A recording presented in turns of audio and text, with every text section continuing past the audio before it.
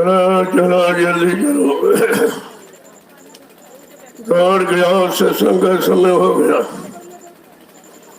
संत मत के प्रेमियों को चाहिए बड़ी चतुरता के साथ, होशियारी के साथ, तन्मयता के साथ बचनों को सुनना चाहिए। ये बचन ही बचने बचाने का काम करेंगे। और आप शारीरिक कोई क्रिया करो, चाहे पूजा करो, पाठ करो, तीर्थ करो, व्रत करो, हवन जब तब यज्ञ गंगा स्नान, ये आपको बचा नहीं सकते। ये तो शुभ कर्म इसलिए बताए गए थे कि अपने तन को, मन को, इंद्रियों को शुद्ध रखना। आगे कलयुग में संत महापुरुष आएंगे तो उनको तुम्हें जगाने में देर नहीं लगेगी।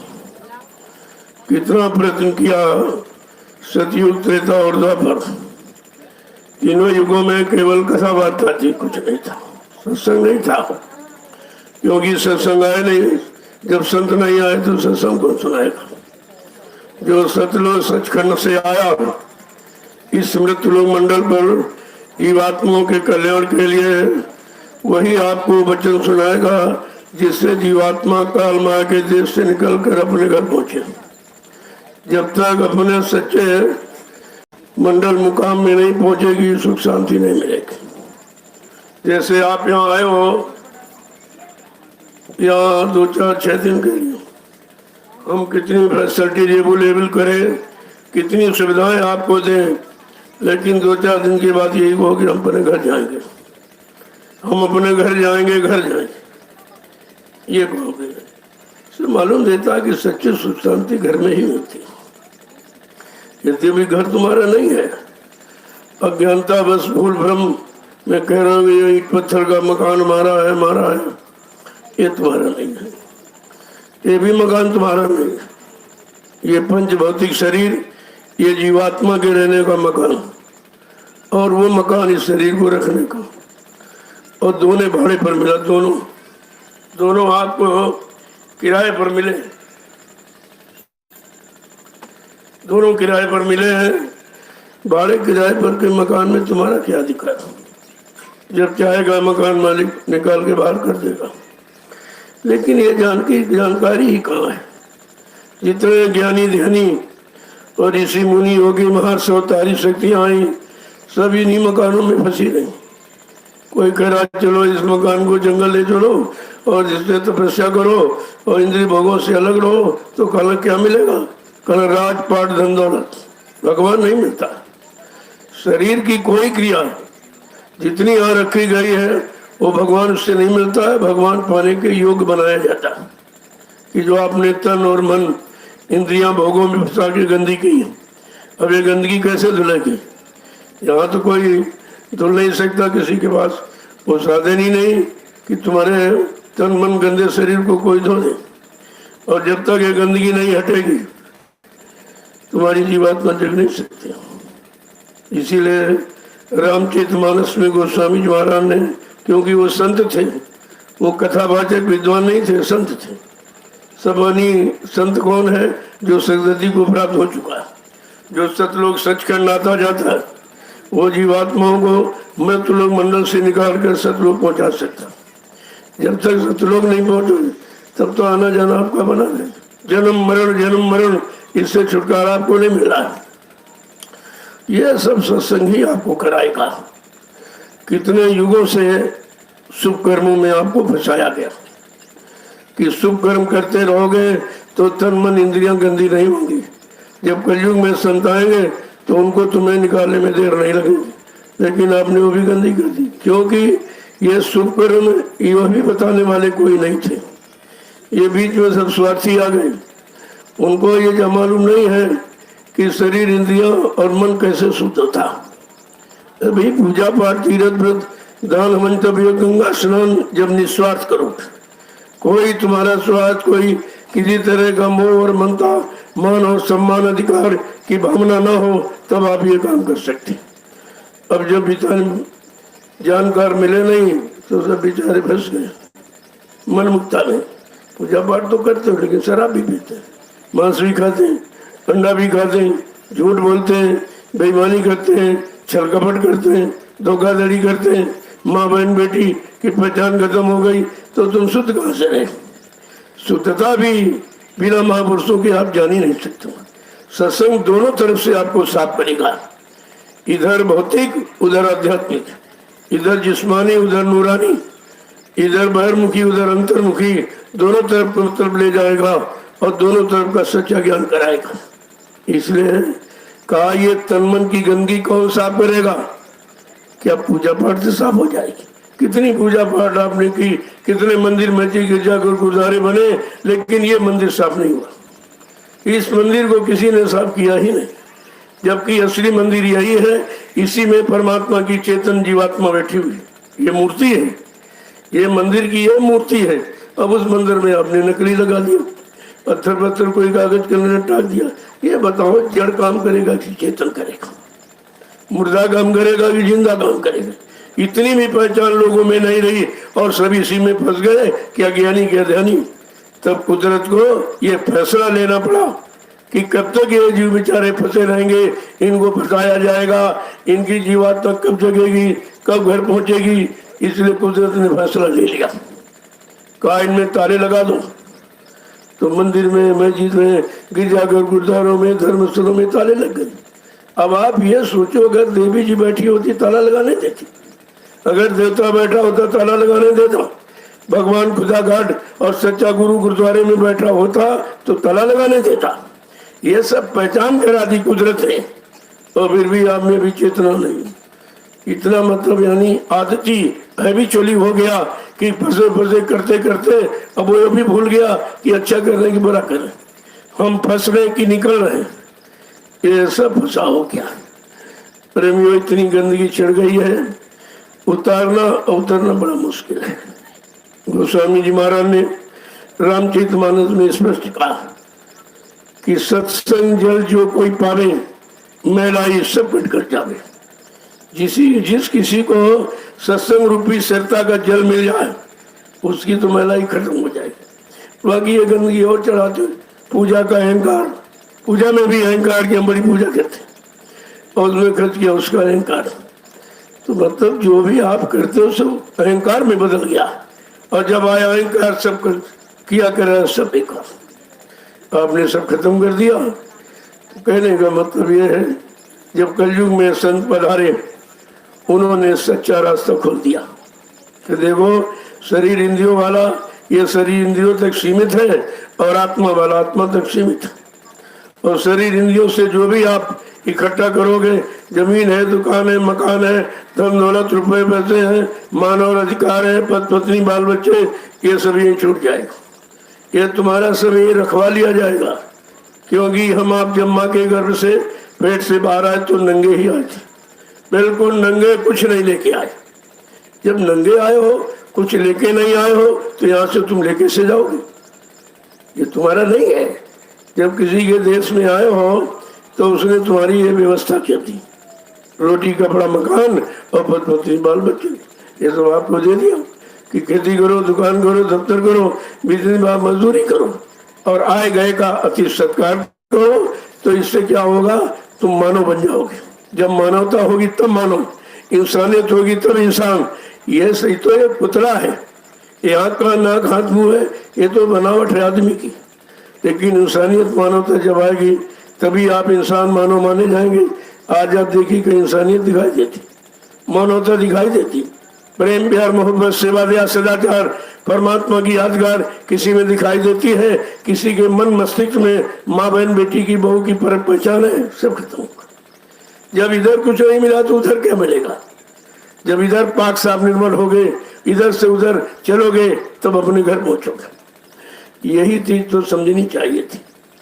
जब कोई संत महापुरुष आया नहीं, आए तो आप उनकी सुनी नहीं, मानी नहीं, तो तुम फंसे ही पड़े हो। जहां जाते हो वहीं फंस जाते हो, क्योंकि काल माया ने मिलकर इतना बेकरार कठिन जाल बना रखा कर्मों का, उससे आप अलग नहीं हो सकते। भाई पाप से तो घृणा हो सकती, लेकिन पुण्य से आपको घृणा नहीं होगी, क्योंकि पुण्य के बारे में बताया नहीं गया। लेकिन संत महापुरुषों कहा, अरे पाप तो पाप है, लेकिन पुण्य पाप का बाप है, जिसे तुम छोड़ ही नहीं पाओगे। और ये दोनों बंधन है, पाप है लोहे की बेड़ी और पुण्य है सोने की बेड़ी, लेकिन बेड़ियां दोनों हैं। बेड़ी तो खलेगी ही, तो कहा इन दोनों बंधनों से मुक्त कैसे होगे। भगवान कृष्ण ने यही कहा था। जब उनका समय पूरा हो गया, जिस काम के लिए भेजे गए, उन्होंने प्रचार कराया कि सबको बता दो कि मैं मृत्युलोक मंडल में किस लिए आया हूँ, किस लिए भेजा गया हूँ। कहा कि धर्म की स्थापना और दुष्टों का संहार और भक्तों की मदद, इसके अलावा मेरा कोई काम यहाँ नहीं। कहा भी मेरा ये काम पूरा हो गया, मैं अपने घर जाऊंगा। तो उद्धव जी उनके बड़े ही प्रिय मित्र थे। उद्धव जी ने कहा भगवान क्या घर आपका और कहीं है। कहा उद्धव ये तो मृत्युलोक है, यहाँ जो आएगा काम करने आए तो काम करके जाएगा, और नहीं भी काम करेगा तो इस शरीर का समय अवधि निश्चित है, इसके बाद छोड़ के जाना पड़ेगा। कहना आपका घर, मतलब हमारा घर यहाँ से बहुत दूर है। कहना आपने कभी बताया नहीं। कहना हमसे किसी ने पूछे नहीं, बताते क्या है। कहा ऐसा करो हमारा पूरा जीवन आपके साथ गया है, अब तो बुढ़ापा आ गया, हमको भी ले चलिए अपने देश। का ये अधिकार नहीं मुझको, ले जाने का अधिकार तो कलयुग में संत महापुरुष आएंगे, उनके पास नाम का बेड़ा होगा, नाम का जहाज लगाएंगे, फिर वो प्रचार कराएंगे और नाम के जहाज पर कहें बैठो बैठो बैठो जिनको अपने घर जाना है। नाव लगाई शब्द की गुरु ने और चल बैठे कोई सूर। जब शब्द की नाव लगाएगा तब कोई सूरवीर बैठेगा। तो यहाँ सूरवीर तो कोई नहीं।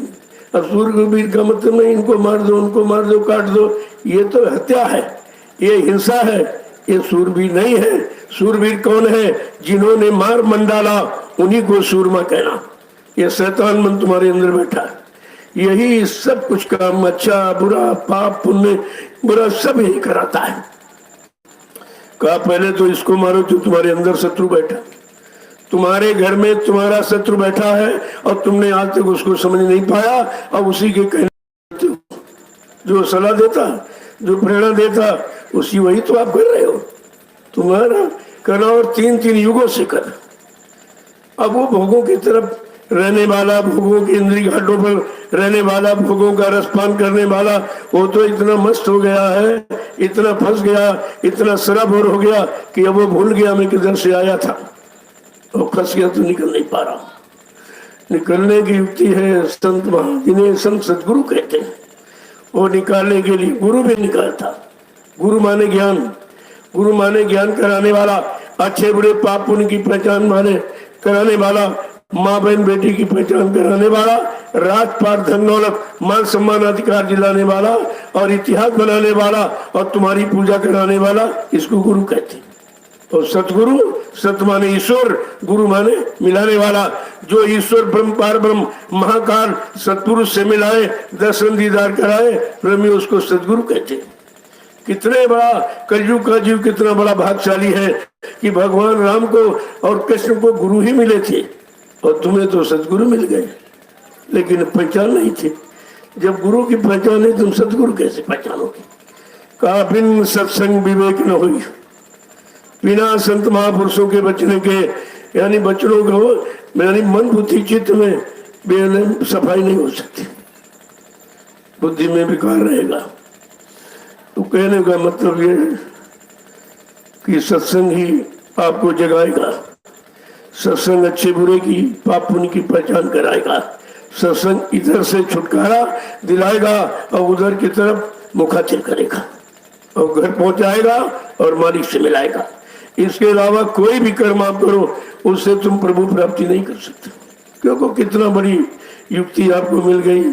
बिना मांगे बिना बुलाए आए, कि आपने बुलाया था, बिना बुलाए आए और बिना मांगे आपको ये दिया अमूलक धन जिसे नामदान कहते हैं। इसे सर्वोपरि है, दुनिया की सारी संपत्ति तुम चढ़ा दो, नामदान की कीमत कोई अदा नहीं कर सकता। अब हम आप गुरु के कितने बड़े ऋणी हैं, जिन्होंने नामदान दिया उनके कितने ऋणी हो।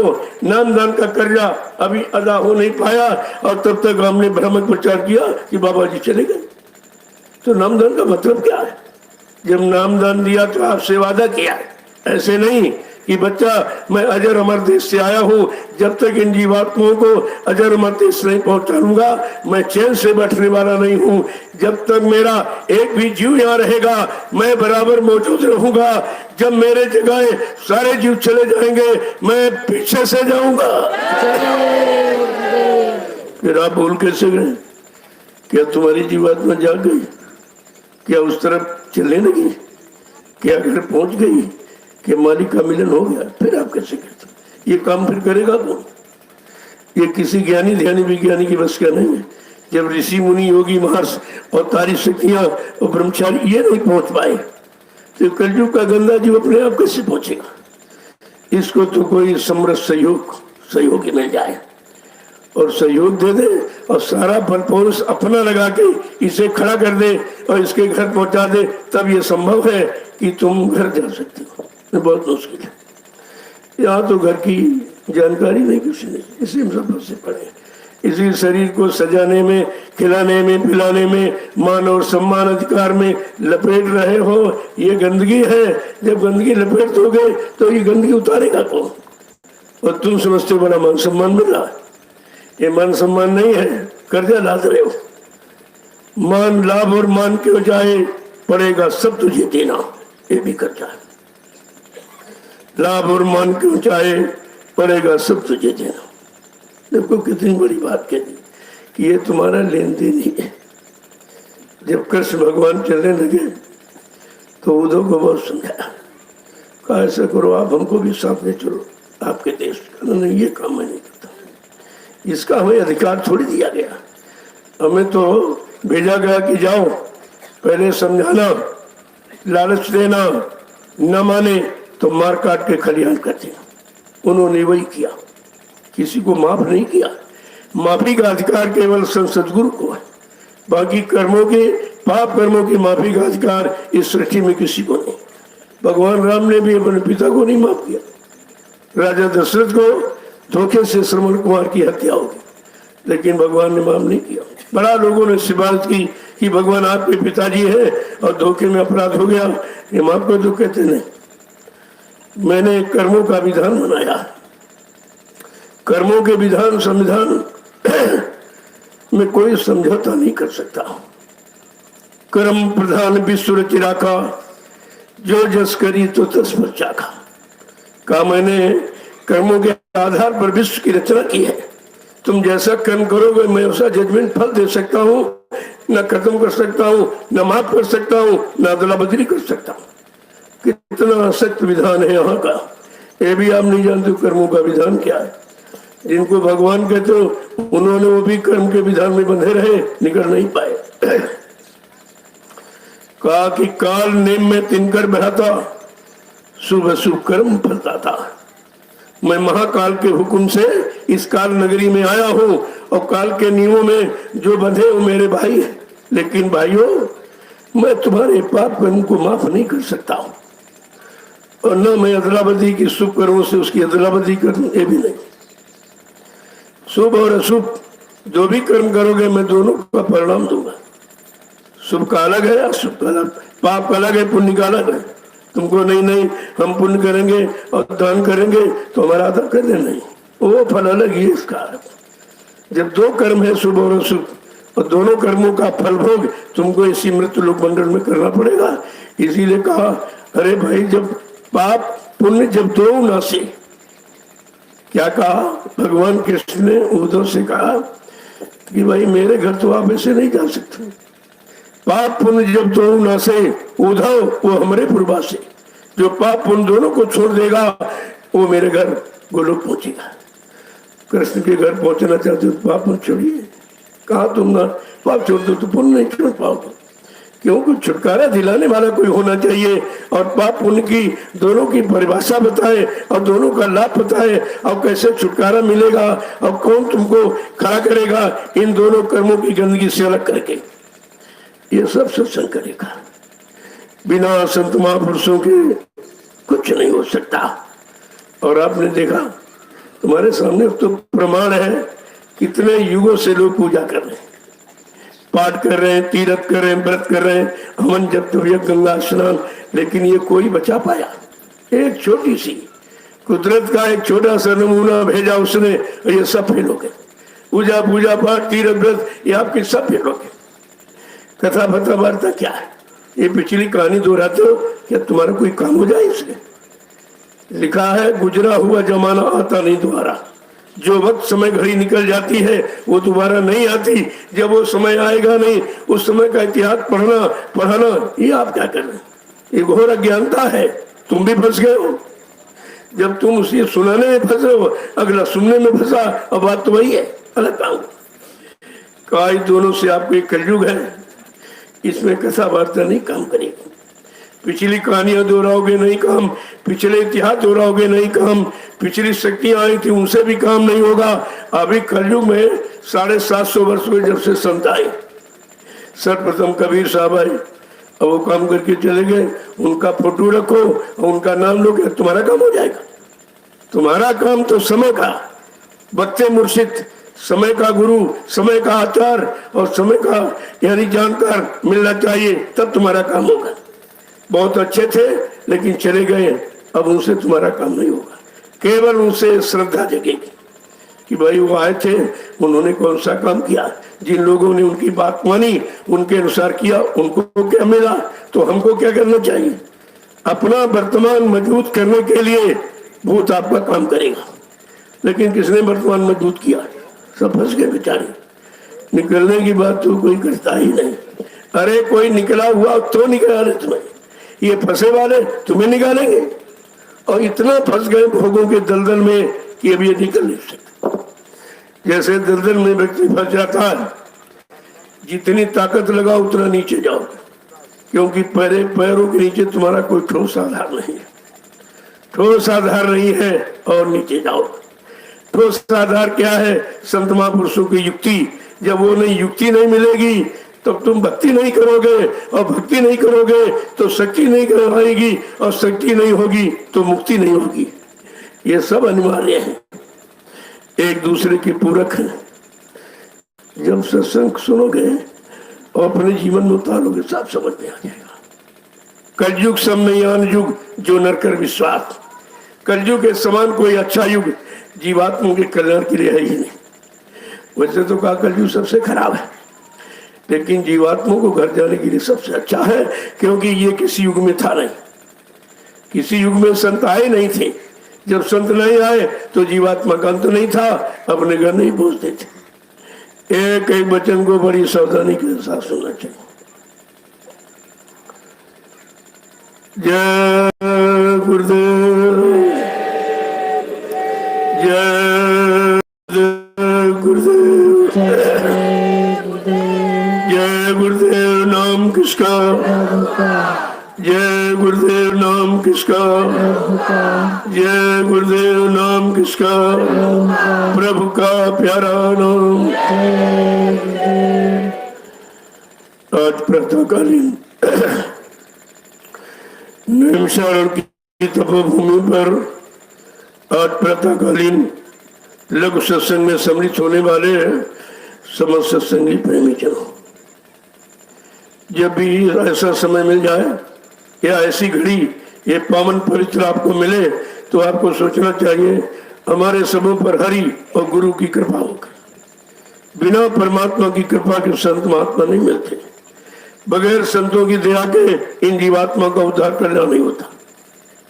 कल्याण का रास्ता संतों के पास, और फंसने का रास्ता ऋषि मुनियों के पास था।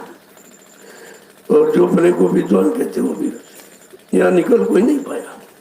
इतना कठिन जाल उसने बना रखा, इस जाल को कोई तोड़ सकता नहीं, क्योंकि सब इसी जाल में फंसे हैं। और तोड़ने की बात तो कभी समझते नहीं। वो तो हर फंसने का एक नया नया कोई न कोई फार्मूला ढूंढते रहते हैं। इनको मालूम नहीं है कि हम फंस रहे हैं कि निकल रहे हैं। बिन सत्संग विवेक न होई, बिना सत्संग के बुद्धि में विवेक ज्ञान नहीं आता, निरक परक पहचान नहीं आती है। कहा ये अज्ञानता चढ़ गई जीवों पर, और मतलब लोभ लालच काम क्रोध लोभ अहंकार का ये अहंकार लग गया। कल ये निकालेगा कौन? सठ सुधरे सत्संगत भाई। कैसी भी अज्ञानता हो, कैसा भी अंधकार हो, कैसा भी भूल भ्रम हो, कहा सत्संग तुम्हें निकाल के बाहर करेगा, उसका काम ही यही है। लेकिन अब सत्संग यहाँ कोई जानता नहीं, क्योंकि सत्संग यहाँ कभी रहा नहीं। यहाँ तो जो आया उसने शरीर से कीर्तन, कीर्ति माने यश और तन माने शरीर, जो शरीर से यश कमाया वो उसी का तुम गुणानुवाद करते। तो तुम्हें कौन सी मजदूरी मिल जाएगी? तुम्हें कौन मजदूरी देगा? क्या कृष्ण बैठे तो मजदूरी देंगे? क्या राम यहाँ बैठे तुम्हें मजदूरी देंगे? या देवी देवता कोई मृत्यु लोक में बैठा है जो गुणानुवाद करने से तुम्हें मजदूरी देगा? हाँ, मजदूरी क्या मिल गई? रुपया पैसा धन दौलत सामान सम्मान, और फंस गए। ये तो और आप फंस रहे हो। अरे निकलने की कोशिश करो, नहीं मानव जीवन व्यर्थ में चला जाएगा, फिर आपको मिलेगा नहीं तुम्हारा। तुम समझते हो आप मिल गया फिर मिल जाएगा? अरे मानव शरीर मानव जीवन पाने वाले तुम कर्म ही नहीं करते। जब मानव शरीर पाने वाले कर्म नहीं तो भगवान पाने परमात्मा पाने वाले कर्म तुम कैसे करोगे? कहा महापुरुष यही समझाने आते। उनका केवल लक्ष्य उद्देश्य मृत्यु लोक मंडल पर आने का है, इन जीवात्माओं को काल माया के जेल फंसे जेल यानी जेल से निकालना। वो निकालने के लिए आते। जैसे आपको कोई कांटा लग गया, अब कांटा तो बहुत छोटा लगा, उससे बड़ा कांटा जब लोगे और जहां वो लगा उससे और नीचे गहराई में डालोगे तब निकाल के बाहर है, तो देखेंगे कहीं छोटा कांटा इतना दर्द कर, तुम कहते बड़ा कांटा लगा तो बहुत दर्द होगा, और जहां वो लगा है वहीं दर्द दे रहा, और उसके नीचे आप डालोगे तो और दर्द होगा। कहते एक बार दर्द होगा और हमेशा के लिए दर्द चला जाएगा, हमेशा के लिए एक बार दर्द होगा। ये मानव शरीर में विकारों से अलग होकर जीवात्मा को जगाने का, लेकिन हमेशा के लिए तुम्हारा एक काम ही खत्म हो जाएगा। न मृत्यु लोक मंडल में कभी जन्म होगा, न मरण होगा, न आना होगा, न फंसना होगा, तो निकलने की समस्या खत्म हो जाएगी। ये आपको सोचना चाहिए था, लेकिन सोचोगे कैसे? सोचोगे कैसे?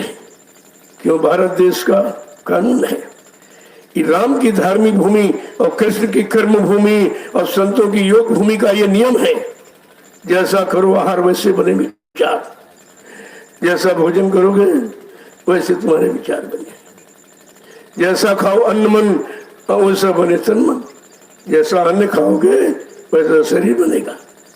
अब अन्न तुम कमाई का तो खाते नहीं, दूसरों की कमाई का, वो भी मतलब कैसे?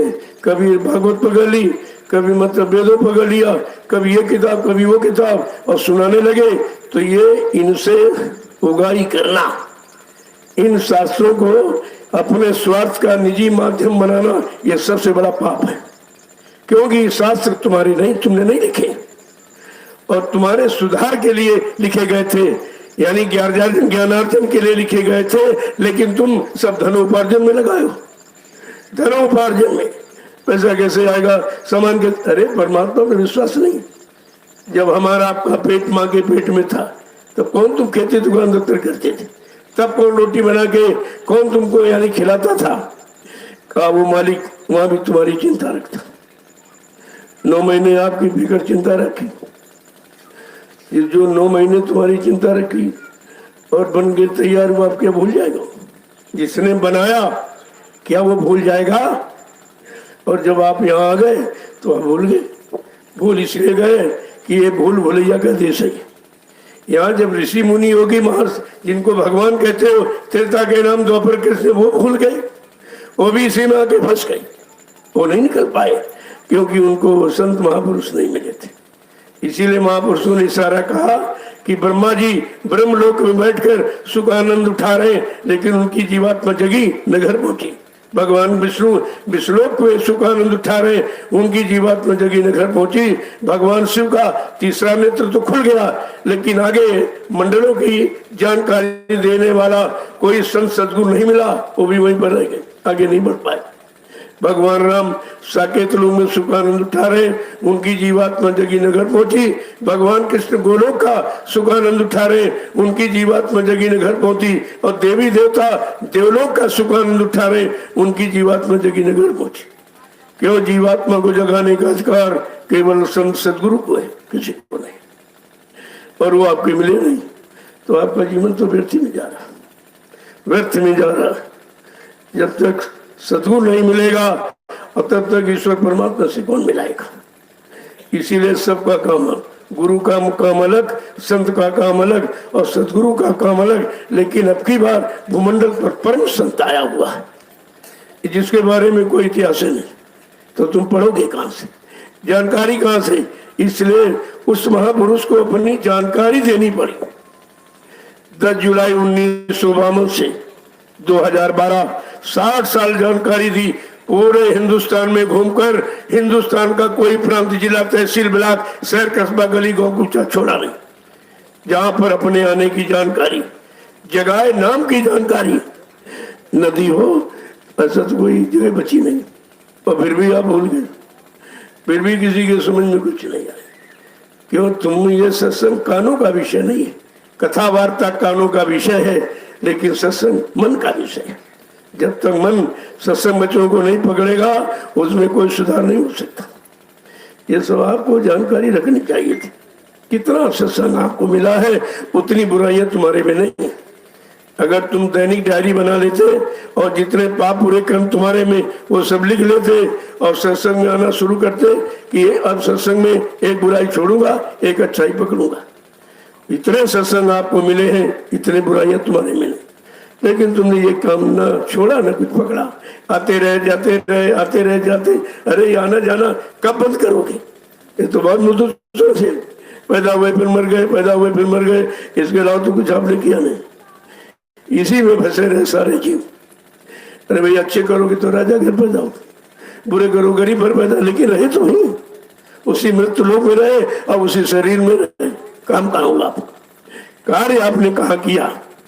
अब उन बेचारों को काम की पहचान नहीं, वो इसी को अपना काम समझते। यही भूल भुलैया है, इसी से आपको दूर होना है। तो बिना सत्संग के तो कोई निकल नहीं पाएगा। और सत्संग अभी आप समझ नहीं पा रहे हो, केवल सुनते हो। कानों का कान तो अच्छा बुरा सब सुन लेगा, लेकिन जब तक शैतान मन उन बच्चों को पकड़ेगा नहीं और अपनी आदतें सुधारेगा नहीं और उधर से इधर की तरफ मुखातिब नहीं होगा, तब तक काम नहीं होगा। निरंतर इसी प्रयास में रहो कि हमारा शैतान मन कब ठीक होगा। बहुत दिन हो गए क्योंकि आपने उसको आवारा कर रखा, कभी कोई लगाम नहीं लगाई है, कोई बंधन नहीं लगाया है। जो चाहा वो कर डाला, जो खाना चाहा खिला दिया, तो आपने इसको सांड बना दिया। अब सांड को कोई बांध सकता? रस्सी में। ऐसे मन को आपने आवारा अब भी किया बाबा। अब भी कौन तुम सुधार कर रहे हो? तुमको मालूम नहीं कि मन सुधरेगा किससे। तुम समझते हो ये सामान दे दे, ये मान दे दे, मतलब यानी अरे ये सामान तो काल का है, काल का सामान तो पहले से इतना उसके पास उसी में फंसा है और निरंतर देते रहोगे फिर ये कभी निकल ही नहीं पाएगा। एक एक वचन पर बड़े ध्यान से सोचा करो। जब सुनो और गुनो और धुनो तब तुमको सार तत्व मिलेगा कि सत्संग का असली मतलब क्या है। ये सत्य वचन क्यों सुनाए जा रहे हैं, कहाँ के लिए, यानी किस तरफ ले जाने के लिए, कहाँ पहुंचाने के लिए। जब इस पर गुणन मनन करोगे तब सब समझ में आ जाए। क्योंकि इतनी सरल भाषा का संत महापुरुष प्रयोग करते हैं कि बिना पढ़ा पढ़ जाता है। संत दरबार का नियम है, बिना पढ़ा पढ़ जाता है और पढ़ा लिखा बह जाता है। तमाम किताबें उठा के ले आए, इनका रट दिया, उनका रट दिया। अरे क्यों कूड़ा कचरा इकट्ठा करने? तुम्हारा तो इसमें कुछ है नहीं, तुम्हारा कोई अनुभव नहीं है। जब तुम्हारा अनुभव नहीं तो तुम किसी को अनुभव नहीं करा सकते हो। सुना सकते हो, गा सकते हो, बजा सकते हो, लेकिन ये समझाना नहीं है। इसमें तुम भी नहीं समझे हो। जब तक तुम अपने मन को नहीं समझाओगे तुम किसी के मन को समझा नहीं सकते हो। यह सब ध्यान में रखना चाहिए। ये सारी चीजें सत्संग सब बता देगा, एक एक कमी तुम्हारी निकाल के बाहर कर देगा। सत्संग वो साबुन है, अंदर बाहर की कोई गंदगी रहने नहीं देगा। लेकिन वही बात है कि सत्संग जब मिले किसी को तब तो, सुनना मिलना नहीं है। सुना इस कान से उस कान से निकल गया। मिलेगा जब वो वचन आप अपनी करनी में उतारोगे। संत मत करनी का विषय है और काल मत कथनी का विषय है। अभी तुम काल मत में ही फंसे हो, जो कथनी दूसरों का लिखा दूसरों का किया सुनाते हो, न तुमने लिखा और न तुमने कुछ किया। मैंने एक बार लोगों से पूछा, काफी लोग बैठे थे, तुमने कहा एक बार बताओ तुम लोग पढ़े लिखे हो कि लिखे पढ़े हो? कि ये आप क्या कहते हो? भाई पूछ रहा हूं कि आप पढ़े लिखे हो कि लिखे पढ़े हो? कि बात समझ में नहीं आई। हमने कहा जो लोग लिख गए, ऋषि मुनि लिख गए, वेद शास्त्र पुराण लिख गए, उसमें तुम्हारा कुछ है? कहते नहीं। जब तुम्हारा कुछ नहीं है तो उससे तुम धन की उगाही क्यों करते हो? ये तो और तुम्हारे पर पाप लग रहा है। जब तुम्हारा है नहीं तो तुम्हारा उससे रुपया पैसा धन और मान सम्मान अधिकार लेने का तुम्हारा कोई अधिकार ही नहीं, वो तो किसी दूसरे का। यही धरती जहां बैठे 88,000 ऋषियों की मंत्रणा से यानी व्यास जी ने श्रीमद् भागवत पुराण की रचना की थी, इसी स्थान पर बैठकर। क्यों? वो भी 88,000 ऋषियों की मंत्रणा से, अपने आप नहीं की। कहा कि भाई आगे कलयुग आ रहा, क्योंकि द्वापर था, बिल्कुल द्वापर करीब कुछ खत्म होने वाला था, तो मंत्रणा की कि भाई ये बताओ आगे कलयुग आ रहा, लोग धर्म कर्म को भूल जाएंगे, मानवता इंसानियत प्रेम प्यार मोहब्बत सेवा दया सदाचार परमात्मा की यादगार को भूल जाएंगे और मानव के मन मस्तिष्क में माँ बहन बेटी बहू की पहचान खत्म हो जाएगी। तो ये बताओ, ये तो व्यवस्था बिगड़ जाएगी सब। तो व्यवस्था व्यवस्थित कैसे रहे, उसके लिए उन्होंने मंत्रणा की। 88,000 ऋषियों ने कहा भाई आप सर्वश्रेष्ठ हैं, आप ही बताइए क्या हो। तब ये श्रीमद् भागवत पुराण की रचना की थी। इसको जब पढ़ोगे, पढ़ने से काम नहीं होगा।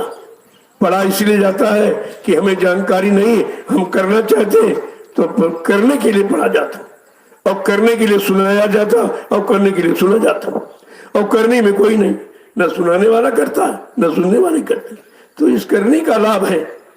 संत मत करनी ही सिखाता, कथनी के चक्कर में नहीं करता, क्योंकि ये कथनी उस समय युग की है, उस समय पता नहीं क्या स्थिति परिस्थिति, देश काल स्थिति परिस्थिति का प्रभाव पड़ता, पता नहीं उस समय स्थिति परिस्थिति क्या थी, क्यों स्थिति परिस्थिति देखकर उन्होंने लिखा है। क्या जरूरी है कि आप तुम्हारी स्थिति परिस्थिति उन्हीं के अनुकूल हो? बिल्कुल विपरीत। तो फिर ये काम नहीं करेगा, काम नहीं करेगा। जितनी दवाई बनाई गई है उस पर एक्सपायर डेट जरूर लिखी, इतने समय के बाद ये आपको नुकसान कर सकती।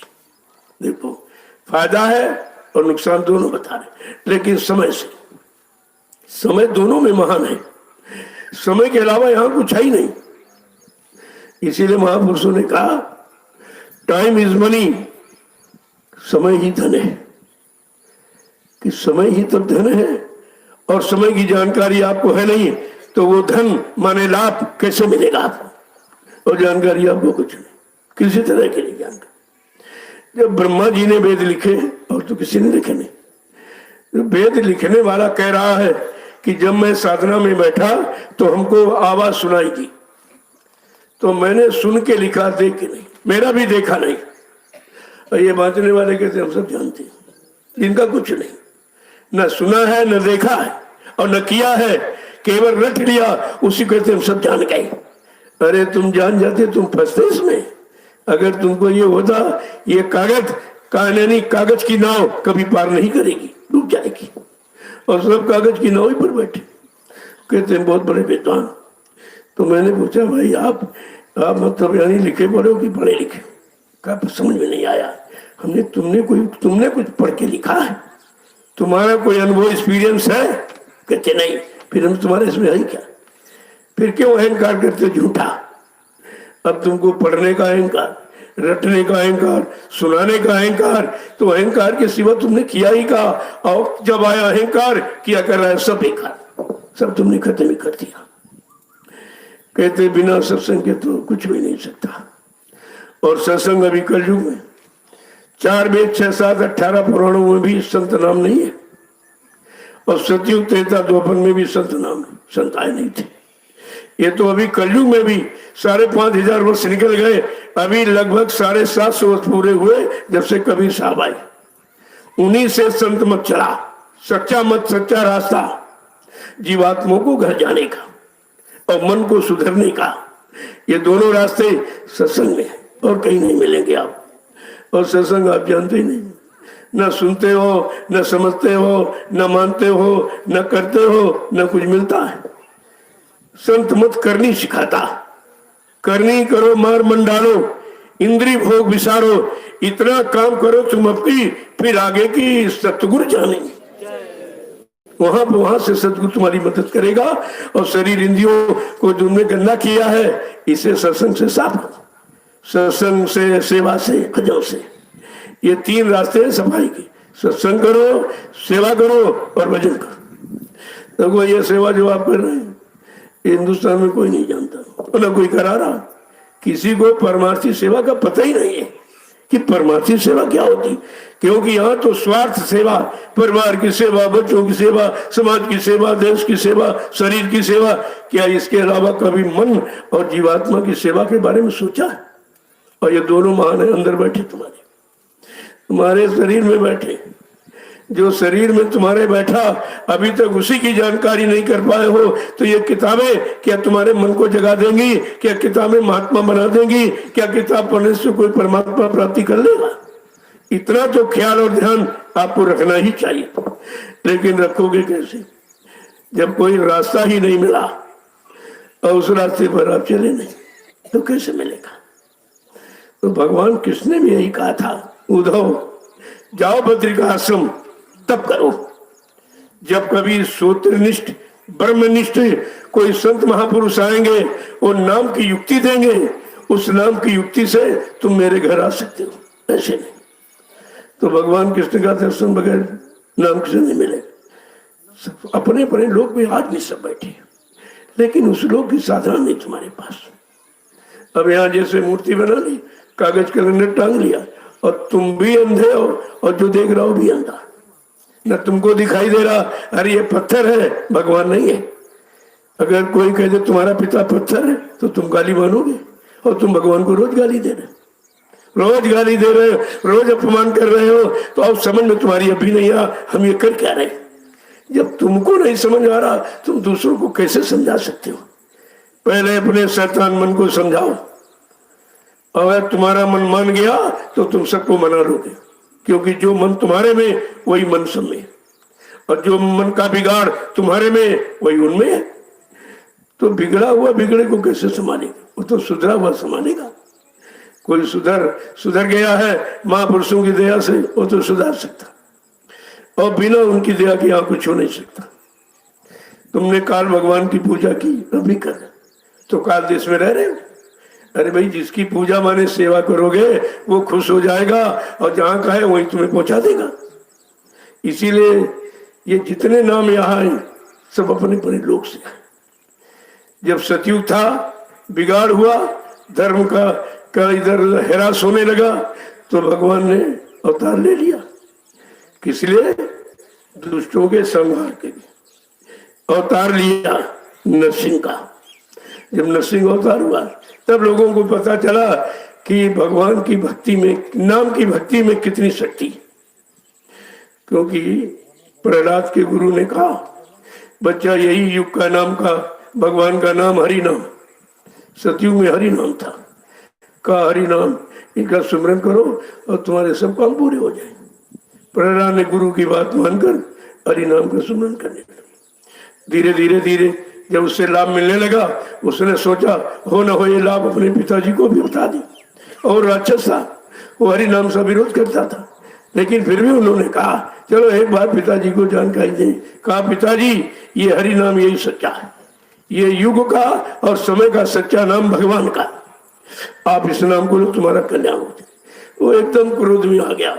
हरि नाम सुनते ही कहा अरे दुष्ट, तू ये नहीं जानता है कि मेरे अलावा क्या सृष्टि में और कोई भगवान है? मैं ही ब्रह्मा, मैं ही विष्णु, मैं ही शंकर कहाया हूँ, और त्रैलोक की शक्ति उनमें मैं समाया हूँ। सूर्य और चंद्र मेरी आज्ञा से उदय और अस्त होते हैं, मेघ मेरे इशारे से सदैव जलवृष्टि करते। कहा पिताजी ये अधिकार कहाँ तुम्हारा चल रहा? इसी मृत्युलोक, इसी मृत्युलोक में अधिकार है, और जीवात्मा सत्यलोक की है। तो जब तक वहां नहीं पहुंचेगी तुम्हारा अधिकार, वो असली अधिकार। गुरपद मिलना असलियत का असली पद। यहाँ प्रधानमंत्री बन गया, कोई मुख्यमंत्री बन गया, कोई कुछ बन गया, कोई, अरे तो नकली पद है। इन पद पर बैठने वाले कितने राजे महाराजे बादशाह और नरकों में अभी पड़े हैं और निकल नहीं पाए, बेचारे रो रहे हैं क्योंकि वहां कोई निकालने वाला नहीं। तो जो वो नहीं निकल पाए, और उन्हीं की कहानी तुम सुनाते सुनते हो, क्या तुम निकल रहे हो या निकल जाओगे? ये कम से कम इतनी समझदारी होनी चाहिए कि बगैर करने के कुछ मिलता नहीं है, तो कथनी और बकनी में क्यों पड़े हो, क्यों अपना समय खराब कर रहे हो? और इससे कुछ होने वाला नहीं, आगे आपको सजा मिलेगी। अभी तो वक्त है गुनाहों का, तू तौबा कर ले, फिर न कहना हमने सुना था पैगाम नहीं। अभी वक्त है, अपने पाप कर्मों की माफी करा लो, ये समय निकल जाएगा, फिर तुम्हें कोई माफ नहीं करेगा। यहाँ तुम करोड़ों रुपए किसी को दो, किसी कथावाचक को, किसी पंडा पुजारी को कह दो भाई तुम बहुत दिनों से पूजा कर रहे हो, हमारा एक पाप काट दीजिए।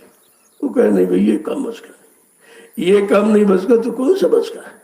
जब काम बस का नहीं है तो ये मजदूरी क्यों ले रहे?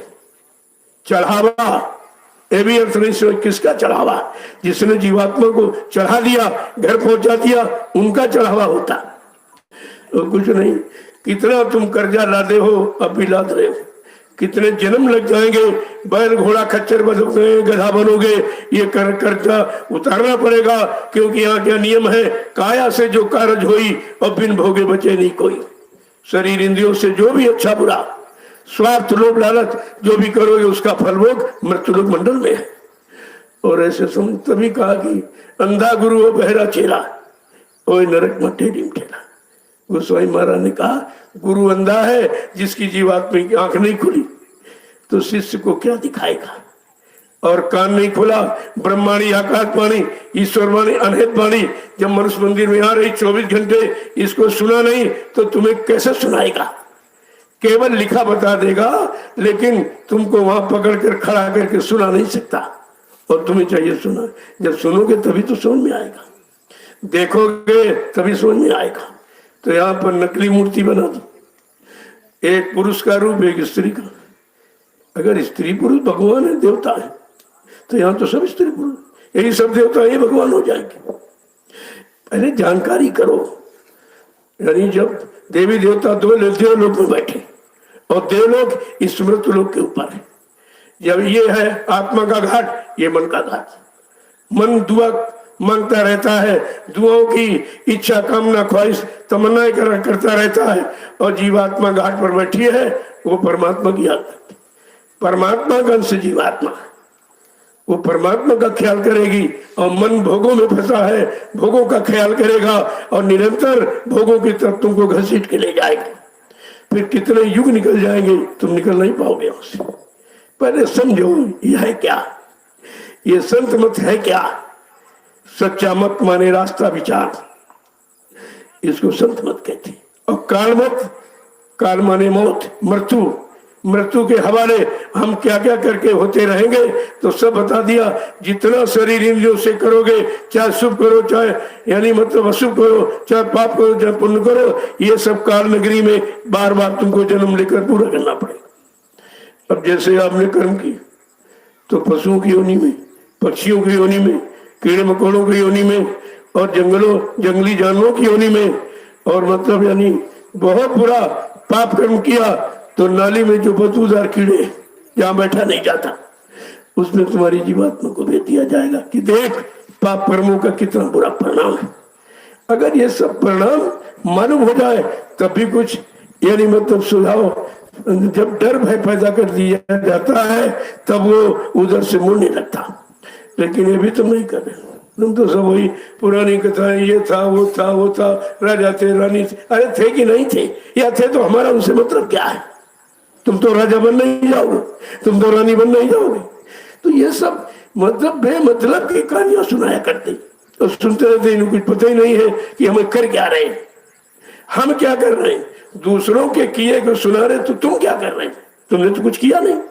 जब तुमने कुछ किया नहीं, तुम्हारा अनुभव एक्सपीरियंस भी कुछ नहीं है, तुम किसी को करा नहीं सकते हो। अगर तुम्हारी जीवात्मा नहीं जगी, परमात्मा से नहीं मिली, तो तुम किसी को मिला नहीं सकते हो। अब आपको यह सोचना है कि हमें अपना काम करना, पहली बात तो अपने काम का पता नहीं। जो तुम शरीर से कहते हो ये खेती हमारी है, दुकान हमारा, मकान हमारा है, धंधा हमारा, व्यापार हमारा, स्त्री हमारी है, बच्चे हमारे। अरे भाई तुम्हारा तो कुछ भी नहीं। अगर हो तो किसी के साथ जाते देखा आपने? कितने तुम्हारे परिवार से चले गए, गांव मोहल्ले शहरों से चले गए, किसी को किसी के साथ जाते देखा? पत्नी मेरी पति साथ गया, या पति मेरा पत्नी साथ गया, या भाई मेरा भाई साथ गया, या बेटा मेरा बाप साथ गया, बाप मेरा बेटा साथ गया। अरे यहाँ कोई साथी ही नहीं। तुमने अभी तक साथी बनाया ही नहीं, ये भी तुमको जानकारी नहीं हमारा सच्चा साथी कौन है, जो यहाँ भी साथ दे और उधर भी वहां भी साथ दे। तो महापुरुषों ने इसीलिए तो कहा था, जो रिश्ते बनाए, रिश्ते, पहले इस पर विचार करो, ये शब्द क्या है? रिश्ते। जैसे घड़ा कैसे रिस रहा, यानी बह रहा, एक दिन खाली हो जाएगा। ये रिश्ते एक दिन तुम्हारे सब छूट जाएंगे और तुम्हारा कोई साथ नहीं थे। तुम शब्द पर भी विचार नहीं करते। रिश्ते का मतलब क्या? रिश्ते का मतलब मजबूती समझते हो, और रिश्ते बनाए, बढ़ाते चले जा रहे, बढ़ाते चले जा रहे। अरे जो रिश्ता बनाया उसने तो धोखा दे दिया। महापुरुषों ने समझा के क्या कहा कि देहरी तक पत्नी का नाता, देहरी तक ही पत्नी का नाता, पोली तक माँ का नाता है, और मरघट तक जाते भाई बंधु, पर हंस अकेला जाता है। तुमने इसका साथी बनाया। शरीर का साथी शरीर तो ही रहेगा, साथी भी रह गया, तुम नहीं रहेगा। तुमने जीवात्मा का साथी बनाया। महापुरुषों ने कहा भाई मालूम नहीं था जीवात्मा का साथी कौन है। कि संगी साथी गुरु को लेना, इस संगी साथी एक गुरु जी को लेना, और भेद इन्हीं का जाना है, और सुरति शब्द का साधन करके और अपने घर चढ़ जाना है, फंसना नहीं देश बिराना है। कितना स्पष्ट कह दिया। यहाँ तुम्हारा संगी साथी गुरु। गुरु माने दाढ़ी बाल नहीं होता, गुरु माने लाल पीले सफेद कपड़ा पहनना नहीं होता, गुरु कोई जात बिरादरी का नाम नहीं है, गुरु कोई जमीन जायदाद घेरने वाले का नाम नहीं, गुरु कोई चेला बनाने वाला नाम। गुरु किसे कहते? गु मानने का, रू माने प्रकाश। जो तुम्हारी जीवात्मा को अंधकार में देश से निकाल प्रकाश में चेतन बचा दे, वो गुरु, उसी को सतगुरु कहते। तो आपने ये भी नहीं समझा। इसीलिए महापुरुषों ने कहते इनको भाई बताओ, नहीं ये किसी गुरु में फंस जाएंगे बेचारे, इनको क्या मालूम सच्चा गुरु कौन है। तो महापुरुषों ने कहा प्रथम गुरु पिता और माता, जो है रक्त बीज के दासा, ये पहला गुरु। अगर माँ बाप ने तो संसार में नहीं आ पाते, ये संसार में ले आने वाला गुरु है। प्रथम गुरु पिता और माता, जो है रक्त बीज के दाता। दूसर गुरु भई वो दाई, जो गर्भवास की मैच, जो तुम्हारे कर्मों की सारी गंदगी उतार दे, वो भी गुरु। देखिए उदाहरण का, जैसे गांव में दाइयां होती, पहले तो ये लाख ब्लाक अस्पताल तो थे नहीं, वही आती थी और गंदगी परिवार के किसी सदस्य ने तुमको छुआ नहीं, अरे बहुत गंदा कौन छे। उस दाई ने निसंकोच, कोई सोच नहीं, कोई मतलब उसको गंदगी का परहेज नहीं, और 9 महीने की गंदगी को उसने उतारा। तुम्हारे परिवार का तो किसी ने छुआ ही नहीं था, तो बेटा नहीं था, बेटी नहीं थी, क्या तेरे को गंदगी उतारने वाले को गुरु कहते। ये सब महापुरुषों ने ऐसा प्रमाण दिया है कि जो रोज तुम्हारे दैनिक जीवन में जो प्रयोग करते हो, उसी से समझ लो तो जल्दी समझ में आ जाएगा। तो ये कहता कि तीसरा गुरु भाई वो दाई, जो गर्भवास की मैच। चौथा गुरु कौन सा है? का जिसने नाम अंकरण कराया। तुम्हारा परिचय, वैसे हमारा आपका नाम कुछ नहीं, बेनाम हो आप। जीवात्मा का कोई नाम है? ये तो शरीर का आपने नाम परिचय के लिए लिख दिया, ये झूठा नाम है, ये झूठा है। आपका असली नाम जीवात्मा ही। जीवात्मा जब निकल जाएगी शरीर बेकार हो जाएगी, एक मिनट नहीं लगेगा मुर्दा। फिर घर का, परिवार का, तुम्हारा प्रेमी हितैषी कितना भी हो, लेकिन तुमको रखेगा नहीं। चलो जल्दी करो, घर से निकालो।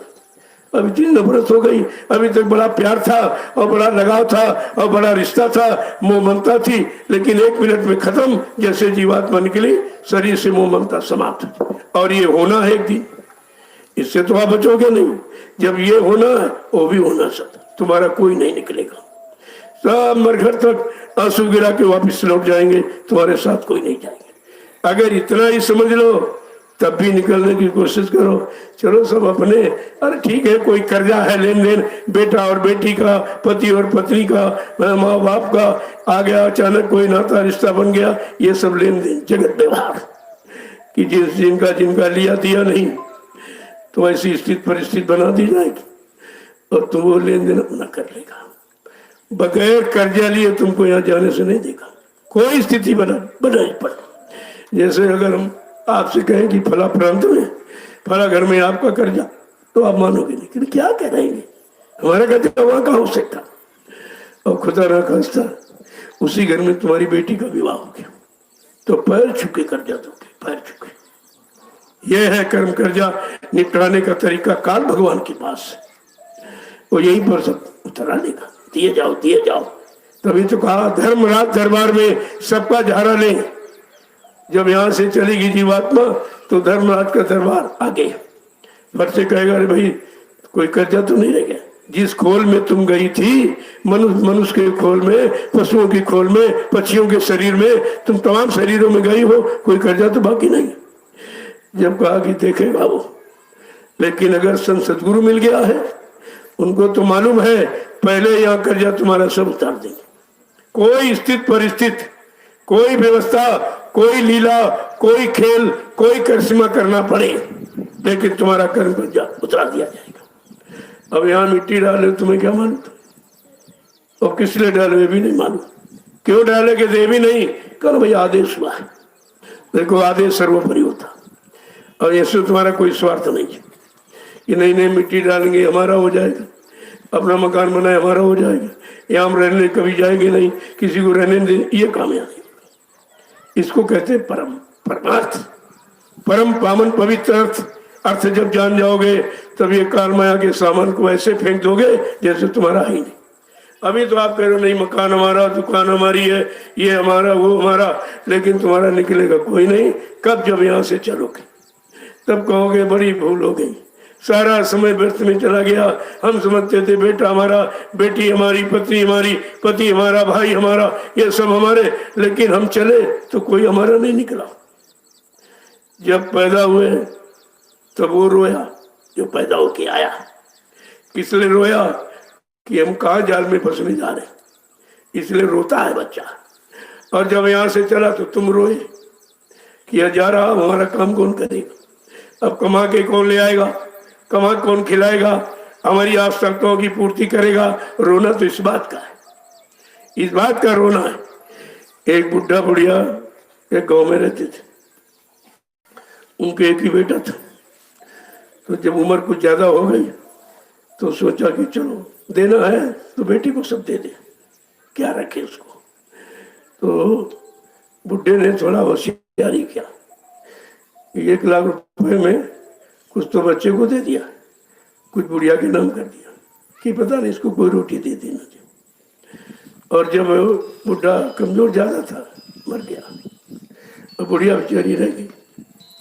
अब वो बेटा सोचता रहा कि बुढ़िया मरेगी कब, क्योंकि इसके पास पैसा है, ये कैसे मिलेगा।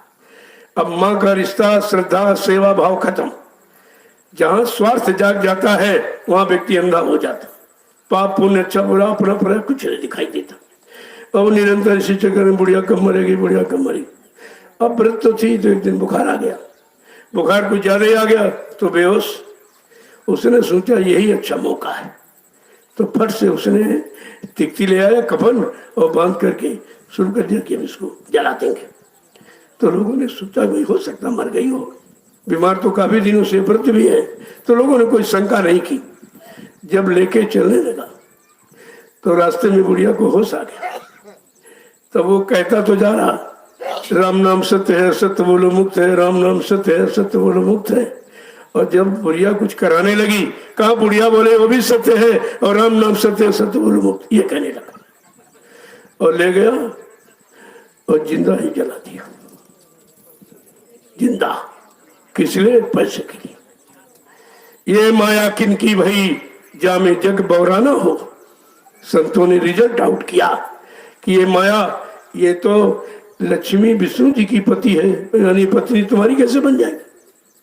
किसी की नहीं बनेगी, विष्णु की रहेगी और सबके घर आएगी और रहेगी किसी के घर नहीं, और रुलाएगी और फिर आएगी, फिर खुश और फिर रोने लगे। इसका ये काम है। ये लक्ष्मी तुम्हारी नहीं है, विष्णु की पत्नी है, तुम्हारी कैसे बन जाएगी?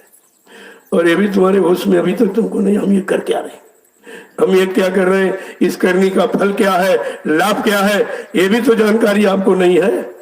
करते चले जा रहे, करते चले जा रहे, भागते चले रहे, भागते, ये भी नहीं हुआ। बाहर कोई, अंदर आगे कोई नाली है, कोई नदी है, खंदा को कुछ नहीं मालूम।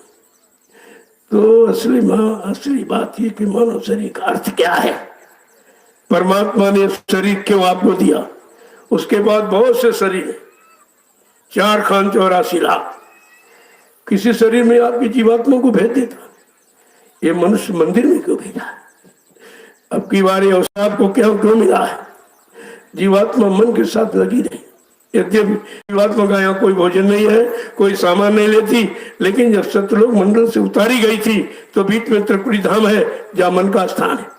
वहां पर इसने मन को साथी बना लिया कि चलो हम तुम दोनों नीचे के मंडल लोग को दे करके चले आएंगे और बगैर तुमको साथ लिए मैं नहीं आऊं। बस इतनी वचनबद्धता में ये फंस गई। अब बेचारी यहाँ पर बैठी इंतजार कर रही है और नीचे भोगों में उतर गया, इंद्रियों में। अब इतना मतलब यानी मानी शराबोर हो गया कि अब वो भूल ही गया कि हमारा कोई इंतजार कर रहा। अब वो बेचारी परेशान कि कब लौटेगा, कब आएगा, कब लौटेगा, कब आएगा, कब घर चलेगा। अब लौटने का प्रश्न क्या, वहां तो फंस गया है। तो जब फंस गया और जीवात्मा हर शरीर में गई, क्योंकि साथी है मन इसके लिए। मन तो कर्मानुसार गया, लेकिन जीवात्मा ने साथी बनाया, शरीर में चली गई कि भाई हमारा साथी जहाँ जाएगा वहीं जाऊंगी, क्योंकि मैंने इससे वादा किया है बगैर तुमको साथ लिए मैं घर नहीं जाऊंगा। देखो कितना ये है संग दोष। जब आत्मा पर संग दोष लग गया, जो अजर अमर अविनाशी है, उस पर दोष लग गया तो तुम कैसे बचोगे? तुम संग दोष से बचना जानते नहीं हो। तुम संग दोष को अपना बना दोष ही नहीं मानते हो, अपना रिश्ता, अपना मान और सम्मान पाने का स्थान मानते हो, इसलिए तुम कभी निकलने की कोशिश नहीं करते। तो कहा भाई, तो तब उसने जब इसको देखा कि हर शरीर में ये जन्म लेता है, मर जाता, शरीर भी हमेशा के लिए कोई नहीं मिलता है, तो आखिरकार करता क्यों है? तो वो प्रभु से प्रार्थना करती। देखिए रामकृष्ण से नहीं, गोस्वामी महाराज ने क्या लिखा कि उसने प्रार्थना किया, अब प्रभु कृपा करो यही भांति सब तज भजन कर दिन राती। प्रभु की सत्ता है, प्रभु ही सच्चा मालिक है। जब स्वयं मालिक भूमंडल पर मानव शरीर लेकर के और प्रभु नाम लेके आएगा और प्रभु नाम का प्रचार कराएगा और प्रभु नाम से जीवात्माओं को जगाएगा और भवसागर में प्रभु नाम का बेड़ा लगाएगा, तब ये जीवात्माओं को प्रभु धाम पहुंच जाएगा, तब जीवात्माओं का आवागमन खत्म होगा। इतना सरल आप समझते हो? सत्यलोक तक आवागमन ही है, क्योंकि सत्यलोक से संत आते जाते रहते। जब तक प्रभु धाम नहीं पहुंचेगी जीवात्मा, ये आना जाना जन्म मरण छुटकारा नहीं मिलेगा। कितना बड़ा काम, कितने युगों का भूला बिछड़ा जीवात्मा का काम करने के लिए मालिक खुद आया और खुद कितनी मेहनत किया। 10 जुलाई 1952 से 2012 तक कितना सुनाया, समझाया, चिताया, जगाया, मतलब पाप और पुण्य का ज्ञान कराया, माँ बहन बेटी का ज्ञान कराया और नाम दान देकर जीवात्मा को अपने घर जाने का रास्ता बताया। ये काम सृष्टि में किसी ने नहीं किया, किसी ने। ये समर्थ मालिक का काम है। और जब मालिक खुद आया तो उसको किसी से सलाह मशवरा लेने की जरूरत क्या, उसको क्या जरूरत? तभी लोग कहते हैं बाबा जी मनमानी करते हैं, कुछ नहीं पूछते किसी से। अरे जब तुमको मालूम ही नहीं है कि तुम्हारा मन मनमानी कर रहा है और उसी मन को ठीक करने के लिए योजना बनाई है, दूरदर्शी, आज तक लोग अभी नहीं समझ पाए। दूरदर्शी का मतलब जो दूर तक देखता हो, दूर तक सोचता हो, दूर तक समझता हो और सब पे दुख तकलीफ को दूर करने की जिसके पास शक्ति हो उसे कहते दूरदर्शी। अरे दूरदर्शी संत महापुरुष होते हैं। और ये सब यहाँ राजनीतिक लोगों ने कैसे पार्टी बन गई, बाबा जी राष्ट्रपति बनना चाहते, प्रधानमंत्री बनना चाहते, यानी समझा कुछ नहीं और अपने जैसा समझ लिया। अरे तुम्हारे जैसे होते तो फिर ये क्यों बनानी चाहिए? तुमने बहुत पार्टियां बनाई थी, ये पार्टी बनाने की जरूरत क्या थी? तो कहा दूरदर्शी संगठन है, पार्टी नहीं, संगठन है, संगठन। और ये संगठन काम क्या करेगा? वैसे उदाहरण के लिए जैसे राइफल के नाल से जब गोली निकल जाती है परिणाम बाद में आता, वैसे गोली का परिणाम नहीं कोई बता सकता। जब निकल जाती है तब परिणाम आता कि मर गया, कि बच गया, कि घायल हो गया। लेकिन बाबा जी की दूरदर्शी ने भी कोई काम नहीं किया। अभी समय नहीं है, कहा था मेरी दूरदर्शी का समय, घड़ी, तिथि, तारीख, दिन सब निश्चित है। जब तक वो नहीं है आप सबको मौका दिया गया, आप अच्छा से अच्छा और बुरा से बुरा जो भी करने की इच्छा कर लो, लेकिन जब दूरदर्शी आ जाएगी ये तुम्हारा समेट कर एक कोने में कर दिया जाएगा, क्योंकि तब तक देख लिया जाएगा तुमने किया क्या। वैसे 70 साल की आजादी का इतिहास आपके सामने किसी ने कुछ नहीं किया, बर्बादी के कगार पर खड़ा करने के सिवा कोई ऐसा काम नहीं किया है जिससे तुम्हें सुख शांति मिल जाती। इतना समझिए, एक उम्र निकल गई, 70 साल कम नहीं होते। तो जब सोचा और समझा आपने कुछ नहीं। जब लोगों ने शिकायत की कि महाराज ऐसा है कि लोग वोट ले लेते हैं, चंदा नोट भी हम देते हैं, महंगाई गरीबी हम ही झेलते हैं, टैक्सों की भरमार सब हमारे ऊपर है, और लेकिन वोट लेने के बाद फिर कोई देखने नहीं आता। कहा जब तुम जान गए हो तुम्हारी कोई नहीं सुनता, तुम इनकी क्यों सुनते हो? क्या तुमको भगवान ने बुद्धि नहीं दी? एक बार अगर तुम्हें संकल्प ले लो हमें किसी को वोट देना ही नहीं, क्योंकि हमारे वोट का कोई हमको लाभ नहीं मिला। एक बार संकल्प कर लो तो इनको सबको पता चल जाए सब क्या है। लेकिन कुछ नहीं, एक दिन गलती करोगे 5 साल पीटे जाओ। एक दिन गलती जो मतदान करते हो, अगर ये समझ जाओ मतदान मत माने इच्छा का दान। क्या शराब पीने वाले को दान दोगे? झूठ बोलने वालों को, वादा खिलाफी करने वालों को दान देंगे आप? लेकिन मतदान कहाँ देते? अभी तक नहीं सोच पाए हो मतदान कन्यादान के बराबर होता है। अपनी कन्या का हाथ किसी शराबी कबाबी को नहीं पकड़ाओ क्या? भले तुम शराब पीते हो, क्योंकि शराब का गुण तुम्हें मालूम है कि शराबी हमारी कन्या का भविष्य खराब कर देगा। तो कन्या के बारे में आपने सोच दिया, देश के बारे में सोचा, सब शराबी तो बैठे, एक दो को छोड़कर सब शराबी। इनका भाषण बगैर शराब के नहीं, इनको नींद बगैर शराब के नहीं आती, इनका भोजन बगैर शराब के होता ही नहीं। जब सारी आवश्यकताओं का आधार माध्यम शराब है तो शराब के ठेके कौन बंद कराएगा? कौन बंद कराएगा? उनको तो रोज चाहिए और बगैर इसके इनका काम नहीं होता। इसीलिए सब हो रहा है कि सब कुछ कह रहे हैं लेकिन इसके बारे में नहीं कर, कुछ नहीं कर। कहा ये झूठ बोलना खराब है, चोरी करना खराब है, लेकिन मांस खाना, अंडा खाना, शराब पीना ये अच्छा है। इसके बारे में क्यों नहीं कहते हो? क्यों कहे जब उनको खुद जरूरत। और जितना पुजारी है ये भी सब कहते हैं सीताराम, और शाम को सबको चाहिए 250 ग्राम, बगैर इनके पूजा नहीं होगी, बगैर पूजा नहीं, बगैर कथा नहीं। अरे तुम्हारे अंदर जब कथा नहीं तो कथा क्यों करते हो? क्यों करते हो कथा? ये तुम्हारा विषय है ही नहीं कि तुम कलयुग में बैठे हो और इतिहास सुनाते हो सत्यता पर तेता की। क्या वो समय ला सकते हो तुम? ये सुनाना भी व्यर्थ होगा। तब कुदरत को मजबूर होकर ये फैसला लेना पड़ा कि इनमें ताले बंद कर दो, इनको पता चल जाए कि देवी जी कहाँ है, देवता जी कहाँ है, भगवान खुदा घाट कहाँ, और सच्चा सदगुरु गुरुद्वारे में है। गुरुद्वारा, जो गुरु के द्वारा, गुरुद्वारा ईंट पत्थर मकान नहीं, गुरु के द्वारा, बिना गुरु के द्वारा इधर का लाभ उधर का लाभ, जीवात्मा जगना परमात्मा से मिलना, ये गुरु के द्वारा संभव है। ये सब ईंट पत्थर मकान बना के फिर वही बांटने लगे, और बेचारे ये भी नहीं जानते कि हम बाँच क्यों रहे, इसका मतलब क्या है। मैंने लोगों, सिख समुदाय में मैं कई बार गया, मैंने पूछा कि ग्रंथ गुरु ने बनाया या ग्रंथ ने गुरु बनाया? कहा नहीं, गुरु ने बनाया। तुमने तो गुरु की पूजा करो, देहधारी की पूजा। देहधारी गुरु, ये पत्थर का कागज कैलेंडर का गुरु काम नहीं करेगा, देहधारी होना चाहिए। अब बेचारे सब फंसे हुए, वही रात दिन सुबह उठ के दोहराते, कहते हैं हम वाणी का पाठ करते, वाणी का। अरे वाणी का पाठ करके तुम्हारी वाणी नहीं शुद्ध हुई, सुनने वालों की कैसे शुद्ध हो जाए? सब खाना पीना सब उल्टा, बोलना चाहना सब, निंदा चुगली बुराई बदे असली सब, ये वाणी शुद्ध हो गई तुम्हारी। इसीलिए तो कहा जाता कि करनी के बिना कोई काम तुम्हारा संभव नहीं है जो हो जाए। ये कथनी बकनी तुम्हें भी गंदा करेगी, तुम्हारे अंदर अहंकार ले आएगी, क्योंकि तुम्हारा वो विषय नहीं है, वो विषय आपका नहीं है।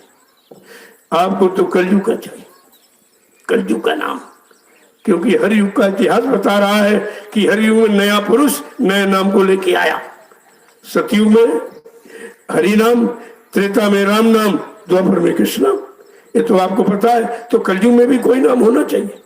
जब हर युग की परंपरा है कि नया पुरुष आएगा, नए नाम को लाएगा और उसी नाम के लेने से काम होगा, तो कलयुग के जीवों को तो किसी ने बताया नहीं कि तुम्हारा कौन सा नाम। लेकिन गोस्वामी महाराज ने इशारा किया रामचरितमानस में, कुर बिन भवनी तरह ने कोई, जो बिरंग शंकर सम होई। ब्रह्मा विष्णु महादेव के समान कोई धनवान बलवान ये समान क्यों न बन जाए कि बिना सतगुरु के भवसागर पार कोई नहीं जा सकता। ये तो आपके लिए साफ है बिल्कुल। लेकिन तुम रामचरितमानस बांचते हो, सुनाते हो, सुनते नहीं हो, पढ़ते नहीं। पढ़ा जाता अपने लिए, बांचा जाता दूसरे के लिए। बात बात जो सुनाते हो, चलो कोई सुनाने में पैसा दे देगा, सामान दे देगा, अरे ये मान और सम्मान तुमको लौटाना पड़ेगा। ये सब कर्म कर्जा ही। अभी तुमको यही नहीं मालूम कि कर्म कर्जे का कितना बड़ा विस्तार है। कर्मों का हिसाब और माया का प्रसार, ये दोनों विचित्र है। और बगैर महापुरुषों के तुम जान ही नहीं सकते, समझ ही नहीं सकते हो। तो कहने का मतलब ये है, कम से कम समझने की और समझ करके करने की। जब करोगे अनुभव ज्ञान की जननी है। अभी तुम कहते पढ़ने ज्ञान की जननी है, सुनाना ज्ञान की जननी है, रटना ज्ञान की जननी, ये जननी है। तुम तो उसको भी बदनाम कर रहे हो, क्योंकि इनको मालूम नहीं बेचारों। और ये जहाँ सुना सत्संग वहां जाएंगे नहीं, जब जाओगे नहीं तो मालूम कैसे होगा? कैसे मालूम होगा कि सत्य का संग कौन है और झूठ का संग कौन है? और ये जितना आप करे शरीर इंद्रियों का, ऐसा झूठ का संग है। क्यों? जिससे संग करे वो भी नहीं जाएगा और शरीर भी नहीं जाएगा। केवल सच्चित आनंद आत्मा का विषय। जब आत्मा जगेगी तो सच्चित आनंद को प्राप्त करेगी। सुख और आनंद में यही फर्क। सुख क्षणिक है इंद्रिय भोगों का, और यानी आनंद परमानेंट है। एक बार मिल गया फिर कभी जाता नहीं। तो कहा भाई तुम्हारा तो असली काम शरीर का क्या है? कि तन नगरी में सुरती फंसी है, इतन नगरी में इस सुरती फंसी है। अब उसको यार छुड़ाना है, फंसना नहीं देश बिराना है। इस संगी साथी गुरु जी को लेना और भेद इन्हीं का जाना है। और सुरती शब्द का साधन करके अपने घर चढ़ जाना है। फंसना नहीं देश बिराना है। बिल्कुल सच्चाई एकदम, सब पर्दाफाश कर दिया, सारी गंदगी का एहसास करा दिया कि आपको मिलेगा क्यों। ये मान सम्मान सबसे बड़ी गंदगी, ये चढ़ जाएगी तो उतरेगी नहीं दिमाग से। क्योंकि सम्मान ही चाहते, अपमान कोई चाहते नहीं। और मान सम्मान चाहने वाले अपमान से डरते, वही डरते। कहने का मतलब ये जब सत्संग सुनोगे तो अच्छे बुरे सबकी जानकारी, सच्चाई क्या, झूठ क्या, असली क्या, नकली क्या, बनावट, सब जानकारी आपको हो जाए। और सत्संग में आप कभी आते नहीं, कभी 2 महीने, कभी 4 महीने, कोई तो साल भर बाद आया। जब रोज बच्चा पढ़ता तो फेल ही हो जाता, और तुम पढ़ते ही नहीं, तुम कैसे पास हो? केवल 4 दिन तो स्कूल आपका लगता है, गुरु पूर्णिमा, भंडारा और मुक्ति दिवस। और 4 दिन में कितनी उपस्थिति तुम्हारी, कितने कार्यक्रम अटेंड करते हो? केवल जाना शरीर लेके नहीं आना, जा करके आपने सुना और सुना के समझा, समझे करके करे किया क्या है, तब तो जाने का अर्थ आ जाएगा समझ। ऐसे आते रहो जाते रहो, आते रहे जाते, क्या मतलब? यहाँ कोई मनोरंजन करने, यहाँ भी सब ऐसे जाते आते जाते। कल मैंने कहा था अगर तुमको कुछ लेना है, कुछ पाना है, तो ये बच्चे घर में छोड़ाया करो। ये बच्चे ना तो भजन करने देंगे, ना सेवा करने देंगे, ना सत्संग सुनने देंगे। फिर तुम्हारा मतलब क्या हुआ? इन्हीं की परवरिश में लगे रहते, और तुम तो उधर चले गए।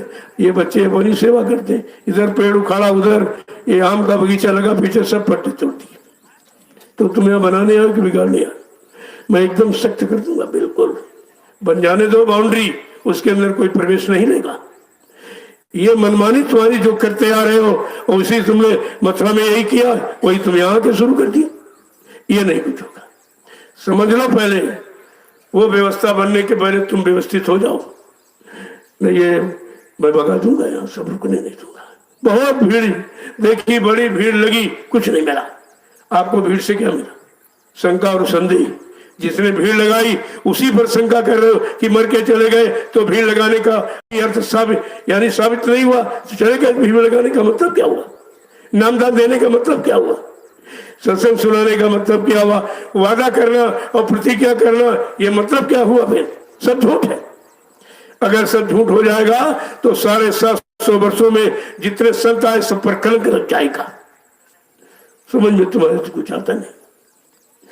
जय गुरुदेव,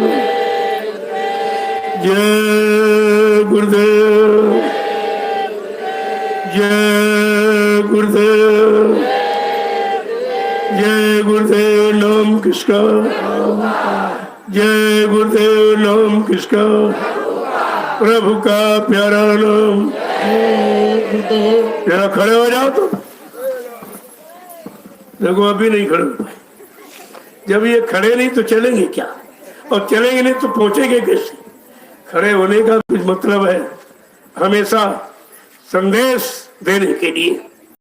पहले संदेश को सुनो।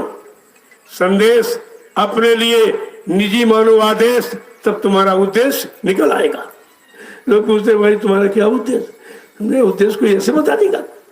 पहले संदेश सुनो, फिर अपने लिए निजी आदेश मानो, तो उद्देश्य तुम्हारा निकल आएगा। ऐसे उद्देश्य थोड़ी मिल जाएगा। जय गुरुदेव, जय गुरुदेव, जय गुरुदेव, जय गुरुदेव। नाम किसका?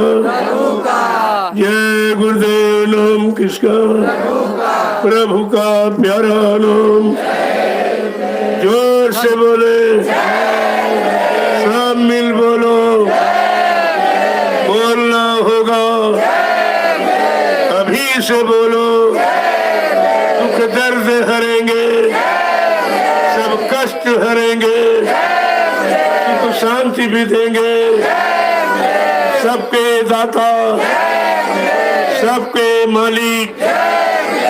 प्रेम से बोलो, ये नाम नहीं इंसान का, ये काम नहीं इंसान का। क्या किसी नाम ने ऐसे वादे किए? राम नाम का इतिहास, कृष्ण नाम का इतिहास उठाइए, क्या ऐसे वादे किसी ने किए?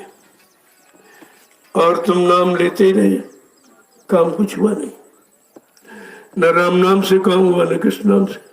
क्यों? कलयुग है। वो अपने अपने समय के सत्य नाम थे। जिन लोगों ने माना और जिन्होंने उनका आदेश पालन किया, उनका इतिहास बना हुआ। तुम्हारा थोड़ी बन जाएगा। किसी के इतिहास पढ़ने से तुम्हारा इतिहास थोड़ी बन जाएगा। किसी का इतिहास सुनाने से यानी तुम्हारे अंदर या तुम्हारा इतिहास थोड़ी बन जाएगा। ये भी आप तक समझ में तुमको नहीं है। दूसरे की कहानियां सुनाते हो तो तुम्हारा क्या भला हो जाएगा? तुम्हारा कौन सा भला उसमें निहित है? लेकिन समझ में आवे तब तो। इसीलिए सत्संग जारी किया। अभी 8 बरस हमको हो गया, पूरे हिंदुस्तान में फिर सुनाते बताते बताते कि तुम्हारा काम उन नामों से नहीं हुआ, तो जरा जय गुरुदेव नाम लेके देखो। ये तो कीने की आलोचना नहीं की कि राम का नाम नहीं है और कृष्ण का नाम नहीं है। अरे नाम सबके हैं और सत्य है, लेकिन अपने समय के सत्य, आज के नहीं। इसीलिए तो इतिहास लिखा गया कि सतयुग का सत्य नाम हरि नाम, द्वापर का कृष्ण नाम, त्रेता का राम उस समय के। लेकिन ये सब नाम काल शक्तियों के, इसमें दयाल कोई नहीं आया। काल शक्तियां आई, जब काल देश की व्यवस्था बिगड़ी तो महाकाल ने हुक्म दिया कि जाओ व्यवस्था ठीक करके आओ। जब वो आए तो उन्होंने यानी व्यवस्था ठीक करने की बात बताने लगे, सुनाने लगे। तो कुछ तो भक्तों को ने सुना, बाकी सुना नहीं किसी ने। जब नहीं सुना तो बताया देखो वो नहीं माने उनको सजा मिली, ये नहीं माने उनको सजा मिली, अब तुम नहीं मानोगे तुमको सजा मिलेगी। इस पर भी नहीं माने तो मतलब कहा अच्छा अच्छा ठीक ठीक। कहा हमको ये भी तो कहा गया था पहले समझाना, मनाना, स्वार्थ लोभ लालच की बात बताना, ये मिल जाएगा ये मिल जाएगा। इस पर भी अगर ना माने तो मार काट के खलियान कर देना। उन्होंने वही काम किया, आदेश का पालन किया उन्होंने। और यही कृष्ण ने किया। कृष्ण भगवान पहले बहुत समझाते रहे, ये भी कहा यदुवंशियों से, अरे भाई मैं तुम्हारी जात बिरादरी में आया हूँ, जात बिरादरी के नाते मेरी बात मान लो। तो यदुवंशी क्या कहता है, जा जा जात का ग्वाला, गाय चराने वाला, माखन का चोर, तेरी बात मानूंगा। इतने अपशब्द कट शब्दों का प्रयोग किया। भगवान राम बेचारे कैसे मजबूर हो गए, नहीं जब माने तो उनको 18 दिन का ये नाटक करना ही पड़ा, जिसको महाभारत 18 दिन में सब की अकल ठिकाने नहीं, सब मार काट के खलियान कर दिया। इतिहास ही एक बता रहा, ये कौम कभी जब भगवान की बात इसने नहीं मानी तो इंसान की बात कैसे मान लेगा। इसका तो इतिहास है मिटने का। 56 करोड़ यदुवंशी मारे गए। क्यों मारे गए कि समय की आई हुई शक्ति और जगाए कृष्ण नाम को किसी ने माना नहीं था। ये है जगाए नाम को न मानना, नाम लेके जो शक्ति आती उसको न मानना, उसका परिणाम सर्वनाश होता है। वही आप कर रहे हो। आज कितने लोगों ने माना जय गुरुदेव, जबकि बताया गया ये प्रभु का नाम है और प्रभु कभी यहाँ आया ही नहीं।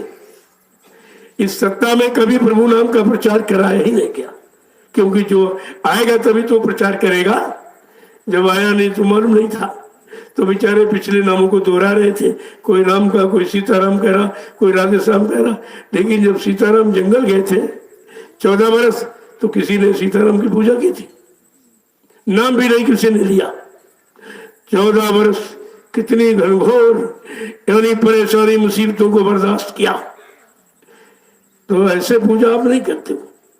फिर उन्होंने खैर दूसरे तरसरा का वध किया, शूर्पणखा का।